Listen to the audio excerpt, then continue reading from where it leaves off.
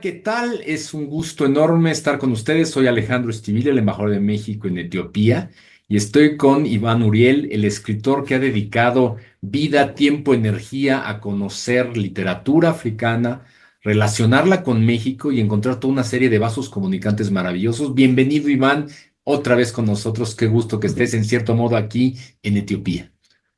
Un abrazo enorme, muchas gracias, embajador Alejandro. De verdad que ha sido un placer realizar estas miradas en Etiopía, por supuesto, de la mano de tu experiencia como escritor, además, embajador, y por supuesto también del recorrido de diferentes países que se quedan en nosotros a través de la literatura y sobre todo de esos sentimientos que habitan en quienes la producen, las y los escritores que nos acompañan.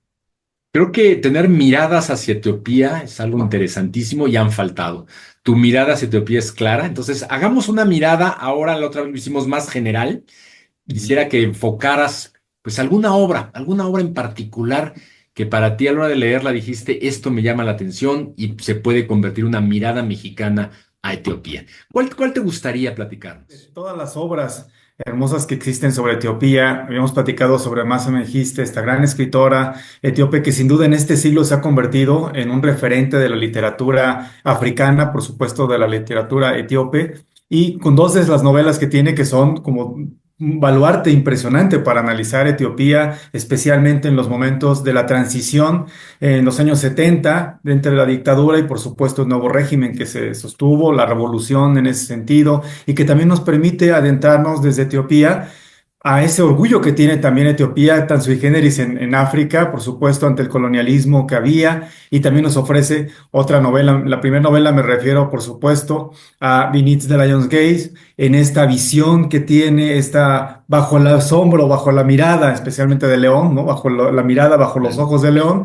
Y por otro lado, también La Sombra del Rey, que es tan importante, otra de las grandes novelas de Masa Mengiste. Me gustaría primero abordar su debut literario con esta novela que se las recomiendo porque realmente es extraordinaria y nos permite adentrarnos, sobre todo, embajador, en la forma en la cual los personajes se adentran al contexto y al entorno, dos elementos clave que nos identifican también dentro de nuestras literaturas, el contexto histórico, el entorno social y ante ello el devenir y por supuesto el discernimiento de los personajes. Maravilloso. O sea, pues comencemos. ¿Cuál fue tu sensación cuando leíste a Masa Megiste en particular con Beneath the Lion's Gate? Primero me sorprendió gratamente, obviamente, el adentrarme a la novela, pero la forma de la descripción, es decir, ella describe, a mí siempre, yo siempre digo que los escritores, y además tú que eres un gran escritor, embajador, siempre tenemos esta forma de describir ya sea emociones, sentimientos, o el ambiente, o incluso la acción, y a veces nos cargamos en una u otra. A mí en lo particular me gusta adentrarme a la introspección de los personajes, más bien como soliloquio. Y lo que ella nos permite es adentrarnos en todos los elementos, es decir, podemos palpar, sentir los aromas, podemos sentir los colores, las calles, la descripción de mediados de los años 70 en este ocaso del dictador Gelasi y al mismo tiempo encontrar una visión de horizonte a través del personaje central. En este caso, Jonas, hay tres personajes que podría situar como personajes centrales, pero en el caso de Jonas, cómo él observa, lanza una plegaria al mismo tiempo de que se termine la violencia, de que se termine todos los enconos que se viven y no advierte que lo que se viene también será una violencia mayor. También me sorprende la forma en la que la historia personal de la propia escritora se vierte como estos flashazos que ella puede mencionar, las voces que aparecen y desaparecen dentro de la propia visión del personaje central. Algo que me gusta también es cómo ella presenta una realidad de una familia que puede tener diferentes conexiones con el poder mismo, pero sobre todo con la comunidad. Es decir, la comunidad advierte que hay empatía, solidaridad, esas emociones que también tienen una contraparte. Y de repente existe la supervivencia como algo mayor, es decir, la supervivencia de la comunidad y la supervivencia de la familia. Y dentro de la familia, el individuo. Por ello es tan importante mencionar cómo ella hace las conexiones en una novela en la cual ustedes verán, es una novela que está narrada con tres personajes importantes, un doctor, el doctor que es la cabeza de la familia, su esposa está enferma y el doctor sigue atendiendo pacientes, incluso pacientes que quizá estaría prohibido atender. Y ese es uno de los elementos clave que tiene la dicotomía de la novela. Y por otro lado tiene dos hijos, un hijo mayor que es un profesor, que también tiene ya una familia y que vive en una circunstancia complicada. Y por otro lado, otro hijo, que es el más pequeño, que además participa en las revueltas. Entonces tenemos esta Toda la sensación de que visión la desde vida todos es lados. exactamente. Y te diría algo, me impresiona mucho en la novela, y lo dices muy bien, todas las tensiones, porque nada más como contexto, yo quiero Ujú, decir que la caída de Haile Selassie estuvo muy vinculada a unos procesos de reforma que él mismo hizo. Él mandó a mucha gente a educar, la mandó a países socialistas, llegó una nueva corriente de gente, y todo esto hace esas paradojas que tú mencionas. Son a veces gente preparada, doctores, visión de élite, que en un momento dado genera una revolución. Es decir, no es sensible, sino que no es sencillo, sino muy multifactorial quién hace revoluciones en Etiopía. También con la revolución del Derg, vamos a tener, ujú. cuando se termina, digamos, el Derg, el mismo tipo de tensiones. Tensiones donde no es sencillo decir fue la clase A que se levantó contra la clase B. No, son confluencias mucho más complejas y creo que eso está muy, muy bien expresado en la novela y lo marcas muy bien. Eso es apasionante porque precisamente la forma en la cual, por una parte, tenemos el entorno histórico que sigue avanzando, es decir, el movimiento social sigue avanzando, el régimen que se encuentra en transición, y dentro de esta circunstancia histórica de Etiopía aparecen estos personajes que ella crea a partir de historias también reales, que por supuesto no solamente han acontecido en su vida. Recordemos que Masa Mengiste también es una escritora que emigró por muchos países con su familia, migró por muchos países y tiene, por supuesto, en el ADN, como mencionamos, la migración, pero también el afrontar las realidades. Y por ello es que los personajes, a mí me impacta mucho el hecho de la plegaria, y lo menciono de nueva cuenta, porque el hecho de que soliciten es como una súplica a la divinidad para que esto termine.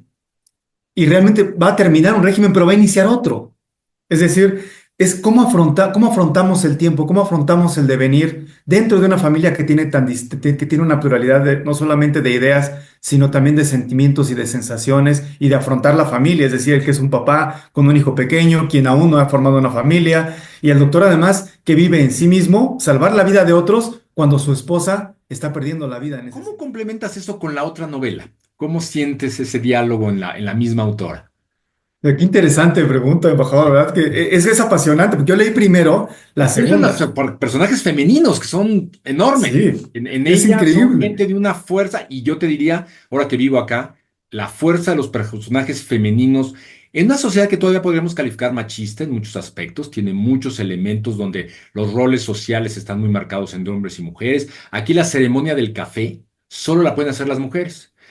Sacrificar una gallina, sacrificar a un carnero, solo lo pueden hacer los hombres. Hay cuestiones de este estilo y sí todavía hay muchas marcas donde si una mujer no está en matrimonio, tiene ciertas presiones sociales. Si bien esto está cambiando fuertemente y sobre todo a nivel urbano, a nivel rural, todavía la figura de la mujer es, pues digamos, a una sociedad machista, la calificaríamos.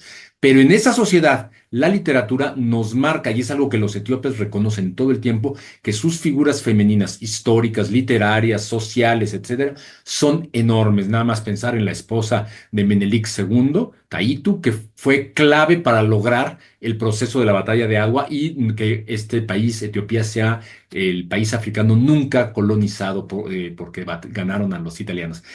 Vayamos a la otra novela rápidamente para ahorrar Eh, tiempo, pero cuéntame, ¿cómo lo ves?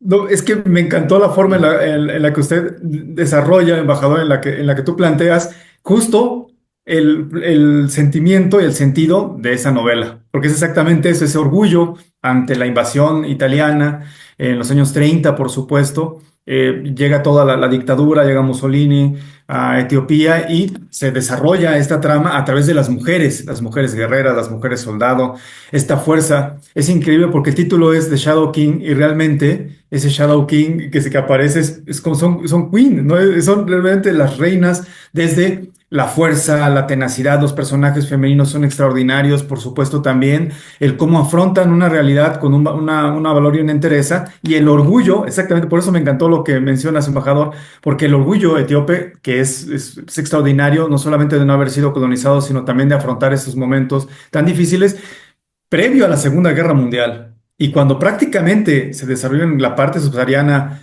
grandes batallas y demás, Etiopía se mantiene con una fuerza y con una vitalidad extraordinaria en ese sentido, y las mujeres son fundamentales, y eso es lo que me gusta de Shadow King. Y me parece que es como una portada y una contraportada, las dos novelas en ese sentido, la cosmovisión, la cosmovisión cultural, la cosmovisión religiosa, la cosmovisión de la vida, la muerte, la esperanza, la familia, la solidaridad, la empatía y el orgullo nacional patriótico, ¿no? Que son tan importantes. Es más, desde los colores. A los colores y las cosas, pequeñas cosas que Es, hay por es, ahí. Un rifle que lo simboliza enormemente las cosas, así es. una cocinera y sus indumentos de cocina en un ambiente que tenemos que, yo hasta que estuve acá pude entenderlo mejor, cómo se come comunalmente, no solo no es el típica cocina, sala, comedor y hay un comedor con una mesa, no, se come de manera comunal, todos casi sentados en el piso y se reparte la injera. Bueno, los pequeños indumentos, es algo impresionante. O Exacto. sea, dijiste colores y yo te diría pequeñas cosas y tal vez llego a los sonidos. La autora es fascinante, maravillosa en los pequeños momentos en que se detiene y establece contactos con símbolos que a veces guardan a toda Etiopía en un pequeño detalle. En este caso, un Así rito. es. Sí, exactamente, en un rifle, la estrella, por supuesto, que también es Sí, otro elemento que nos sí. guía, ¿no? Es como una guía.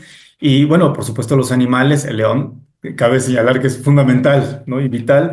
Pero en este sentido, y como mencionas, embajador, en esos pequeños detalles, en la cocina, en los sabores, en las especias, en aquello que brinda el sabor, también se encuentra el sentimiento. Es decir, decía Carlos Fuentes que uno de los sonidos más hermosos que tiene México es el sonido de las palmas. Lo decía mucho con sus conferencias. Es el hacer la tortilla, ¿no? Después ante el nixtamal que ha pasado toda la noche. Y este movimiento tan mexicano, es un sonido que llevamos dentro, y Etiopía también lo tiene. Y eso es lo que has dicho, desde los sonidos es maravilloso, los colores, los sabores, esa cosmovisión de cultura que tenemos.